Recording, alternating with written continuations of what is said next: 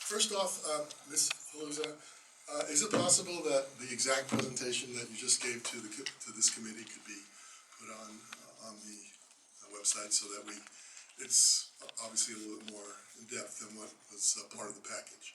I'd appreciate it if you could do that in the next few days or so. I also was looking at the objectives of the former DCCSP, and I noticed 10 of them. But what I didn't notice, which I thought was certainly a very key objective for the city, was that in the DCSP, once the overall zoning was changed, that going forward, everybody up here, as well as everybody in council, would have absolutely no impact as long as it met those DCSP goals. And the only person that would make decisions on all that new development was our unelected city manager, Joe Felz. And you all voted for it the first go around, not one objection.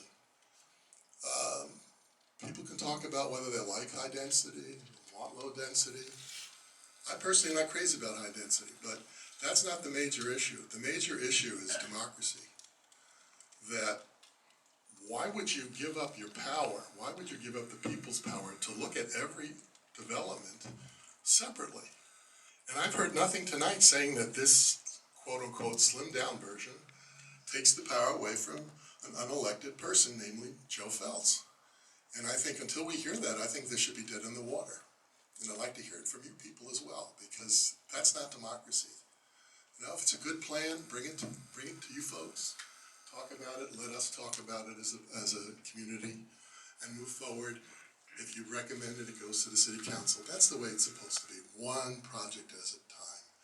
And to try to get all these things passed willy-nilly all at once and give power.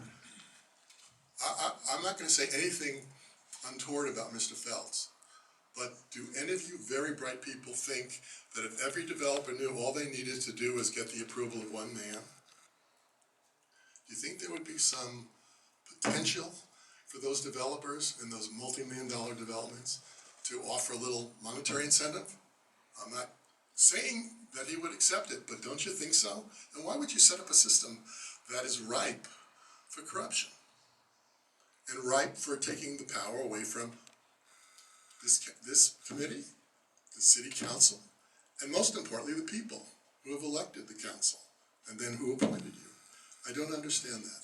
So I think you need to take a step back. I think we need those questions answered, and it should be dead in the water until that part of the plan is dead and buried forever. Thank you.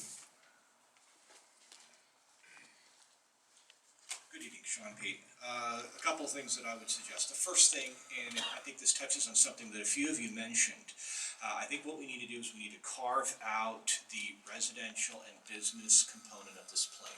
I was listening to the presentation. I'll be honest, I was actually pleasantly surprised with some of the ideas for dealing with the business districts. I think they're creative. I think they can work. I'm not hearing anything about the residential element of this, so my suspicion is that the same concerns I had 2 years ago are still in existence. And I still don't see a need for it.